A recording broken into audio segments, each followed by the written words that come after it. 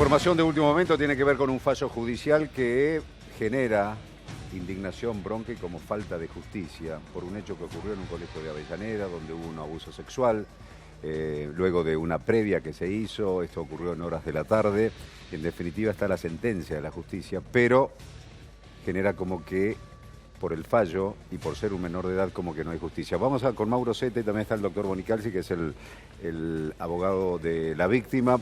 Primero con Mauro para recordar los detalles y la precisión del caso. Mauro. Sí, una breve reseña antes de pasar a la nota. Esa botella de cerveza que uno ve, y va a haber varias en las imágenes, son botellas que aparecen descartadas en la puerta de un colegio en Avellaneda. En su momento fue una noticia que generó indignación, con razón, porque una menor de edad que iba a ese colegio, que tenía problemas de alcoholismo, dicho por su propia familia, que había sufrido un abuso intrafamiliar, dicho por su propia familia, terminó abusada sexualmente adentro del colegio. ¿Cuántos años la menor? En hora de clase, 16. El autor... En el momento del hecho. Exactamente. En el momento del hecho. Y el autor, un año más, si no me falla la memoria, sí, que el autor de la violación, y ya podemos decir violación porque el fallo judicial confirmó que existió el abuso sexual, no hay dudas acerca de la materialidad del hecho y la autoría, sino que vamos a explicar luego por qué recibe una pena que le permite estar libre al condenado, que tiene que ver con la ley de menores. Pero desde el punto de vista objetivo, el debate sirvió para desacreditar un intento defensista que era alegar que era una relación consentida. Recordemos que el imputado es el hermano del novio de la víctima. El imputado es el hermano del novio de la víctima. Y él trató durante todo el debate de alegar que había sido una relación consentida que no había llegado a consumar siquiera, sino que fue un intento. Lo importante es que una buena investigación de la Fiscalía de Menores, que quiero que el abogado aquí la destaque, lo hemos compartido el criterio, que se avanzó y se trabajó muy bien en la Fiscalía de Menores, y un tribunal, que es el único tribunal de menores de Loma de Zamora, que entendió que el delito está probado. Las juezas Acción, Buzo y Pascual, que acreditaron el abuso. Y en el medio de todo esto, Claudio, me parece que es el otro tema de debate, una previa de alcohol en la puerta de un colegio. ¿Y cuál es la responsabilidad, si es que la tiene el colegio, en lo que pasó puertas adentro? Porque esto ocurrió en la plaza. En clase. Y después ingresaron al aula. Exactamente. Y la violación se concretó en una de las aulas. Exactamente, en plena clase. Doctor Bonicalzi, buen día y gracias por estar. No, por favor. A ver, ¿cómo interpreta usted el fallo del tribunal? Ajustado a la legislación vigente, ¿no? Sería tal vez la respuesta más ¿Y eso significa adecuada. que es justo o es injusto? Yo creo que es injusto. Como bien explicaba Mauro al comienzo, la realidad es que se lo condenó a esta persona, hoy ya mayor de edad, por 4 años de prisión. Que suena poco, ¿no? Para un abuso sexual con acceso carnal tan terrible, que duró cerca de 40 minutos, que se produjo a través de diferentes vías de acceso. 4 años suena muy poco, suena injusto. Ahora bien, lo que la ley de responsabilidad penal juvenil hoy permite es poder aplicar a criterio del tribunal la pena para la tentativa del delito, que en definitiva reduce la condena a la mitad. Claro. Entonces ya no podemos hablar de una pena a 8 años, sino en este caso a 4 años de prisión. Ahora bien... Para que entienda la gente, doctores, si la condena para un mayor fuese de 12 años, para el menor se queden 6 años. Exactamente, exactamente. Por lo menos va a ser de cumplimiento efectivo. Y digo por lo menos porque muchas veces en casos de menores terminan con penas menores a los 3 años de prisión por este beneficio que tienen, y entonces terminan yéndose a su casa directamente, ¿no? Acá si la confirman en una instancia superior puede ir preso. Por supuesto, exactamente. Otra cosa es esa, ¿no? ¿Puede el ir menor, o tiene que ir preso? Puede. Puede. No hay obligación tampoco. Puede, claro, exactamente. La ley de menores en eso es muy puntual. Pero si ya es mayor de edad ahora. Sí, pero también dice que si el año que estuvo bajo tutela el menor, como en el instituto que acabamos de mostrar. ¿Estuvo en tutela el menor? Sí, ya lo pasó el año. Exacto. Y los jueces que tienen que confirmar la sentencia entienden que no hace falta el castigo en términos de encierro, lo pueden aplicar y mandarlo a la casa. Es la ley. Tiene 3 posibilidades. A ver. Tiene 3 posibilidades. Aplicar la pena normal de mayores, la pena con la reducción de la tentativa, o no aplicar pena. Fíjate lo amplio que es el criterio que puede tener el tribunal, que puede suceder una pena de 8 años, de 4 o nada. O en su casa. o en su casa. O se va a su casa, digamos. Exactamente. Habiendo cumplido el año de tutela, digamos, como decías, Mauro. Tal cual. Totalmente. Y hubieron varios intentos por modificar este tipo de legislación. Todos quedaron en la nada. Digo, diferentes legisladores han propuesto proyectos alternativos y todos quedaron en la nada. Y hoy estamos bajo esta ley que a todas luces de bien injusta. Y otra cosa también, es oportunamente, como habían elementos sobrados para acreditar la autoría del delito y la existencia de los hechos que se denunciaron, al condenado se lo había puesto, se lo había detenido y se lo había trasladado a un centro de recepción de menores. Lo que la ley de menores también establece, que un menor no puede estar más de un año privado de su libertad. Entonces también es por 6 meses tuvo... y se amplía por 6 meses más, Exactamente. como máximo, y después tiene que quedar en libertad. Totalmente, es así. Entonces también eso es un escollo que al momento, al llegar en libertad al proceso, hoy goza de estar en libertad, por más que tenga una pena de cumplimiento efectivo, hasta que casación lo confirme. ¿Puede recordar el hecho para aquellos que no lo tienen tan en claro? ¿Qué pasó ese día? ¿Cómo fue la historia? Me acuerdo que la propia madre de la víctima... ¿Era un día de semana? Sí, día de semana, día de escuela, de colegio, día de actividad semana, escolar. Allá por octubre del 2014, Ajá. la víctima, al mediodía, alrededor de las 12 del mediodía y la 1, cuando tienen el recreo para poder almorzar. Pueden salir del colegio. Exacto, pueden salir del colegio y se va con quien era su novio, con el hermano de su novio, es decir, su cuñado, que es el condenado por la violación, y con un amigo más, a tomar una plaza cerca. Ahí consumen de todo, consumen whisky, consumen cerveza. La realidad es que terminan regresando a la escuela ya después del horario de ingreso. Entonces la puerta estaba cerrada. Tocan el timbre y a través de un mecanismo electrónico le abren la puerta y pasan. La víctima se va automáticamente a su aula, se sienta. Era notorio el grado de alcohol en sangre que tenía, de hecho se tambaleaba. Los alumnos que declararon en el juicio... ¿El aula estaba con el resto de los alumnos? Sí. ¿Y había un profesor o una profesora? Y había una docente que no vio nada, que después se la separó de su cargo a ella, a la directora. No, es increíble. Se chocaba los bancos. Ingresó chocándose los bancos. Y ahí luego es cuando empieza el plan macabro del violador, que la manda a llamar a través de otra persona. El violador no estaba en el mismo curso, aula, es exacto. otro curso. Y la manda a llamar, le dice a una persona, un conocido en común, anda a buscar a la víctima, vamos a hacer reserva del nombre, y decirle que la estaba buscando una profesora abajo. La alumna ingresa, la llama a la víctima, le dice que la están buscando. La profesora ni pregunta por qué, ni para qué, ni se da cuenta, creo yo, que la víctima termina saliendo. Y cuando está... En ese estado de ebriedad, No, donde no, se chocaban los bancos, absoluto. donde no podía caminar, tenés que suspender la clase, llamar a Nadie alguien y atenderla. Y nadie hizo absolutamente nada. La intercepta en la escalera el condenado. La lleva a un aula vacía, que estaba a pocos metros, la agarra del brazo y la mete adentro. Sí. Y ahí es cuando comienza a perpetrar la violación, que duró más o menos media hora, muchísimo tiempo. Cuando quería pedir auxilio, en la medida que su cuerpo se lo permitía, por el grado de alcohol, le tapaba la boca. En la medida que ella quería resistir esa acción, refirió y declaró en el juicio que el cuerpo no lo respondía. Claro. La realidad es que termina con lesiones genitales acreditadas en el cuerpo médico. Salen cuando toca el timbre, el condenado sale primero. A los pocos segundos termina saliendo ella y ahí es cuando la encuentra en una situación de absoluto estrés postraumático por los hechos vivenciados, la hermana que ya la venía buscando desde antes, ¿no? Ahora, antes de pasar, porque quería recordar con ustedes, aprovechar y repasar aquellos testimonios, el de la hermana, el de la madre. ¿Es cierto que durante el debate que se hizo en el Tribunal de Menores de Loma de Zamora, recuérdeme qué fiscal fue? Lázari. Lázaro, Enrique Lázaro. Enrique Lázari. Es cierto que el acusado trató de decir algo por este lado, ¿no? Dijo, fue una relación consentida, en un momento yo no pude consumar, y ella se asustó y se traumatizó y pensó que era una violación. Estoy tratando de resumir lo que me contaron, ¿eh? Sí, sí. Porque ya había sido abusada a nivel intrafamiliar, entonces sintomatizó aquella situación, hipótesis que quedó descartada porque probaron genéticamente que había Lesiones. desgarro y constancia genética de que el abuso había ocurrido. Pero es cierto que trazó este tipo de argumento defensista de los más perversos. Decir que en realidad Sí. ella estaba traumatizada por el abuso intrafamiliar y que en realidad imaginó Sí, algo tirando que no pasó. la responsabilidad para la víctima. En definitiva, Exactamente. Como primer medida, él dijo que no logró consumar el acceso, para en todo caso descartarse, digamos, el abuso sexual con acceso carnal y que quedara como un abuso sexual simple. Pero esto, digamos, el informe del cuerpo médico lo desacreditó, hubo acceso.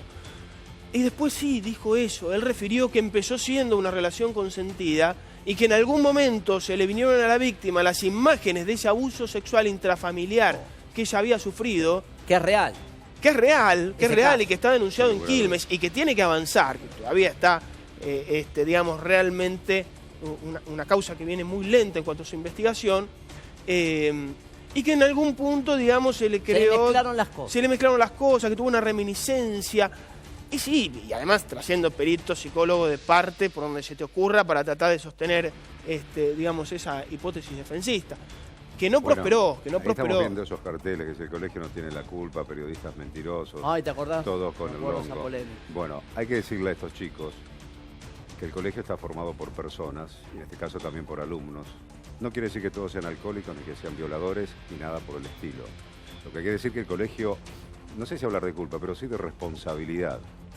Porque si una profesora o un profesor, una docente frente a un aula, ve entrar a una alumna chocándose los asientos y los Ven la pupitres. previa, Claudio. En la Ponele puerta. que la previa no la hayan visto porque estaba en una plaza Pero mirá, afuera. pero es a 1 metro, a 10 metros. Mirá la cantidad de botellas que hay. Entonces vos tiradas. decís, si esa docente no tiene la capacidad para discernir, quizás no sabe si es alcohol o qué, pero algo le está pasando a esa adolescente. Pero te puedo decir una cosa. Distinto, tiene y no reaccionó y no hizo absolutamente nada, hay responsabilidad, Pero como obvio, también de las autoridades. Claudio, obvio. Pasó algo a nivel de la responsabilidad, si se quiere, no sé si es civil, cuál es el ámbito, echaron a algún docente, Sí, hubo echaron. sanción administrativa, pasó algo, cambió algo en ese colegio. Y echaron a la directora y a la profesora del aula en ese momento, ¿no? Porque Pero nosotros fuimos, es mirá, la primaria y fundamental, ¿sí? ¿Cómo vas Pero, a, Clau, no esa vas a hacer caminata- nada ante esa mirá, actitud pero es la puerta del colegio, o el Clau. comportamiento que tenía la... Mirá, repleto de botellas. Sí, ¿Nadie le llamado la atención? Sí vale remarcar que hoy por hoy en el colegio, Cambió. lógicamente sí, después de esta situación ha cambiado indudablemente, pero drásticamente. es creo que- cuando el colegio es una institución y está formado por personas. Algunas personas no cumplen con sus funciones mientras que otras la hacen fenomenalmente bien. Y a esas personas que no hacen bien su trabajo, bueno, ahí le cayó la sanción ya, ¿no? La directora separada y también la docente.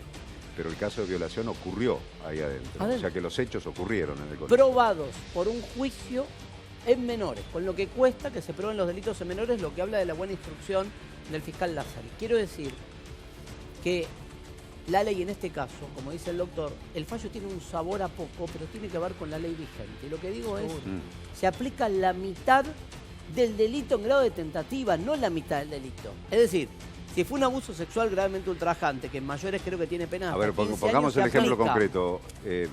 Una violación Tiene concretada. 20. Para un mayor 20 de máxima, ¿no? 15 de máxima, de 6 a 15. 6 a 15. Con acceso 15. carnal de 6 a 15. 20 la Una agravada. violación en grado de tentativa. La mitad. 3 a 12, ponele. La mitad de la mínima, la mitad de la máxima, 3 a ¿correcto? 12. Bueno, acá es la mitad de Y esa cuando mitad se trata de un menor se aplica la mitad del grado de tentativa. del grado de tentativa. ¿O no? Y en realidad En este depende caso se del aplicó criterio. eso. Usted pidió 12, la fiscalía pidió 13 o la fiscalía 13, usted 12 Sí, y le dieron 4. sí. Con lo cual no aplicaron la mitad del pedido, sino la mitad de la mitad. Es que claro, en realidad lo que ellos hicieron es... Sí, es como si hubiesen querido aplicar 8, como si hubiesen considerado que se aplicaba 8 y lo redujeron a 4. Es decir, uno pide 12, en ese caso pedimos 12, 13, muy cerca el pedido de pena que realizamos con el fiscal. Bueno, lo que el tribunal entendió, bueno, si fuera un mayor para mí son 8, por las agravantes y atenuantes que existen o que se merituaron en el momento, bueno, entendiendo la legislación vigente, aplicó 4. Vamos a escuchar testimonios sobre este hecho. Bueno, mi hija se encontraba en la escuela el viernes y recibo una llamada de mi otra hija que me dice que está mal en la escuela y que la encontró mal y que la encontró que tenía olor a alcohol. Y la fuimos a buscar con mi marido enseguida y la trajimos al sanatorio, ella quedó internada en terapia y cuando se pudo recobrar la conciencia al día siguiente, de que le dieron el alta de terapia, yo la pude ver y hablar con ella, me habló del tema del abuso. único que espero es que se haga justicia, más que nada por mi hermana, porque esto no es algo que nada más le pasa a mi hermana, le pasa a un montón de chicas todos los días, en todos lados, y no es a la única persona que le puede pasar a cualquier persona, en cualquier parte, y se tienen que tomar mejores medidas. Los adultos responsables de los colegios tendrían que... Brenda, ¿cómo fue la primera persona que encuentra a tu hermana, ¿no? Vos sos la primera persona que ve a tu hermana tras este episodio. Sí, después de que ella sale de ese salón en el que estuvo encerrada, no media hora como dicen en algunos lugares, sino estuvo encerrada prácticamente 2 horas y media con ese pibe. Pero previo a esto, Brenda, sí. previo a esto, ¿qué pasó? ¿Qué estuvieron almorzando? ¿Estuvieron tomando alcohol? Ella salió del colegio y me dijo que iba a ir a almorzar con su novio. Yo me fui a mi casa a almorzar y nada, cuando volví al colegio no la encontraba por ningún lado y me encontré con esta situación después de que a mí me comentaron los compañeros cuando yo fui a buscarla a su curso donde tenía que estar, que la habían sacado del curso cuando ella llegó, que la habían sacado con la excusa de que la llamaba una profesora, que era mentira, y estuvo encerrada hasta las 3 de la tarde con el chico en el... ¿La acosaba bastante Sí, seguido? la acosaba cuando la acosaba ya varias veces, había intentado darle besos a las fuerzas y ella no quería saber nada con él. ¿Una emboscada esto que alguien la llamó a propósito, Brenda? ¿Los chicos que lo ayudaron? La verdad que no tengo idea. O sea, yo me enteré que hay un chico que salió a defender a el pibe que le hizo esto a mi hermana y yo no... ¿Pero el novio tiene algo que ver? Porque no es el hermano No, del el novio. novio, yo pasé por el aula, cuando fui a preguntar a la preceptoría para el aula, para ir a ver si estaba mi hermana en su aula, el novio estaba en su horario de clases, estaba en el laboratorio, yo lo vi que estaba ahí con sus profesores y sus compañeros. Ahí escuchamos el testimonio de la mamá de la víctima y también de la hermana. Doctor, ¿pudo hablar con la menor después del fallo? Sí. ¿Cómo tomó ella el fallo? A ver, ella tiene miedo desde el momento inmediato que esta persona es puesta en libertad, Claro. después del año que estuvo detenido, porque son vecinos, porque se lo ha hasta cruzado en algún momento, entonces, independientemente de la pena a cumplir o no, la realidad es que sí, el temor de que hoy sigue en libertad y el miedo también obviamente de que se quede esperando la condena en su casa y no se fugue, digamos, hasta que Casación termina de resolver los recursos interpuestos, pasa un tiempo y esto genera obviamente en la víctima, en la familia, lo esperará en su casa, se irá para no volver, digamos, cuántos prófugos tenemos lamentablemente. No obstante, yo creo que esta persona... que un hecho similar vuelva a ocurrir. O que vuelva a ocurrir, por supuesto. Si una ocurrió persona... una vez, puede pasar de nuevo. Totalmente. ¿Cuál fue la actitud del hermano del imputado a lo largo de toda esta historia? Que es el novio. Del novio, digamos. Sí, mira, a ver, la realidad es que ella habla muy bien de quien fuera en aquella oportunidad su novio. ¿Pero qué pasó luego? Que nada tiene que ver con el violador. El comportamiento del hermano. Claro. Obviamente terminando la relación. Más que nada incluso te diría pedido de las madres, ¿no? De la madre de ella y de la madre de quien era el novio. Él no declara, el hermano no declara en el juicio, no lo propone la defensa como testigo, lo cual podría ser llamativo, ¿no? Teniendo en cuenta que es el hermano que podría llegar para intuir que a no declarar. estaban bien las cosas entre los Sí, hermanos. entiendo que por ahí no estaban bien las cosas. Puede creer o no que su hermano sea violador, pero ya el hecho de que haya mantenido relaciones con quien era su novia no le debe caer del todo bien a su hermano, ¿no? No me acuerdo una parte de esta historia, por ahí tengo una laguna. ¿En algún momento el imputado hace algún tipo de mención en redes sociales antes de que lo vayan a detener? ¿Había algún tipo de admisión o confesión o semiconfesión de lo que había pasado? ¿O no llega a escribir algo, algún comentario que hace en redes sociales cuando lo va a meter preso la policía en un allanamiento que hace? Lo que está acreditado en la causa es que él intenta a través de las redes sociales, por mensajes, tergiversar los testimonios de los testigos.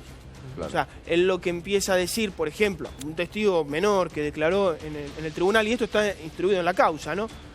Por Facebook le escribe de forma privada y le dice: por favor, vos decís que estabas conmigo, que estuviste conmigo todo el tiempo. Claro, buscando complicidades. Buscando complicidades, sí. Él le escribe a alguien. Totalmente. Y eso queda probado. Eso queda probado en las capturas del Facebook. Lo que dijo la defensa durante el juicio oral fue que, bueno, en realidad él lo hizo porque se asustó para evitar una sanción administrativa dentro de la escuela. Pero ella sabía en ese entonces que estaba siendo investigado penalmente, claro. Por lo cual evidentemente tiene que ver con un intento Pero ¿cómo era el contenido de esos Facebook? Le decía a uno de los testigos, por favor, vos decís que estuviste conmigo todo el tiempo. En el horario que fue la violación, que estuvieron en otro lado, estuvieron juntos. ¿No? O sea, que niegue que haya estado en el colegio, negar su estadía en el colegio. O en otro lugar del colegio. Claro, que nunca estuvo solo con la víctima. Que nunca estuvo solo con la víctima. ¿Cómo está la chica ahora? En tratamiento psicológico,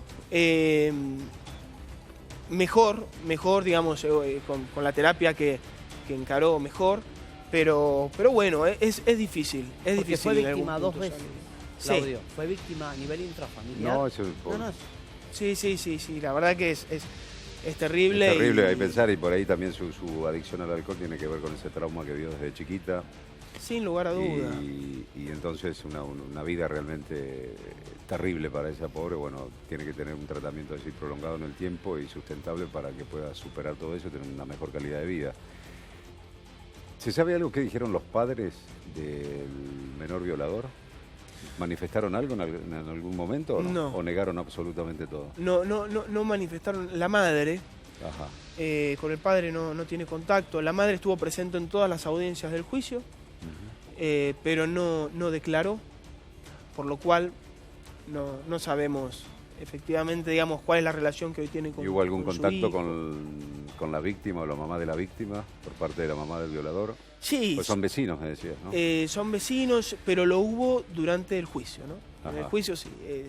Son esas cosas tal vez más difíciles de llevar emocionalmente cuando se empiezan a cruzar las familias de la víctima, del victimario. Digo, por la actitud de la madre del violador fue de negar todo, rechazar hasta, digamos, ofender a la madre de la víctima, o de entender y pedir disculpas por lo que había hecho su hijo. No, en ningún momento pidió disculpas. En ningún momento pidió disculpas, no declaró durante el juicio oral, no brindó ninguna nota nunca, por lo cual, si cree que su hijo es un violador o lo cree inocente, no lo sé. A veces para las familias es muy difícil entender que criaron un violador. Ahora, la realidad es que cuando uno lo piensa objetivamente, no puede ser que una víctima, digamos, como esta menor, realice una articulación sobre todo el aparato judicial como para tratar de que le crean una falacia o una fantasía. No solo hay pericias médicas, hay pericias psicológicas que dan cuenta de los indicadores de abuso sexual vivenciados por la víctima, ¿no? Por lo cual, Doctor, y ahora que ya está, bueno, condenado, que está en libertad, esperando así la cuestión procesal, y siendo vecinos, ¿hay una orden de restricción de que no se pueda acercar a la víctima, por ejemplo? Sí, se establecieron medidas, más allá de que esta persona está en libertad, se establecieron ciertas medidas que tienen que ver con el no acercamiento, que tienen que ver con que cada 10 días esta persona vaya a dar cuenta de su presencia en los estrados del tribunal, por lo cual sí, se han tratado de tomar las medidas necesarias como para evitar la fuga dentro de lo posible y obviamente evitar el contacto con la familia de la víctima. ¿Cuándo quedaría firme el fallo y toda esta la cuestión judicial de esto? Cuando se terminan de agotar toda la interposición de los recursos que ya se han interpuesto, ¿no? O sea, cuando resuelva casación en un primer momento. Gracias, doctor. Gracias. Hasta cualquier momento. No, gracias a ustedes.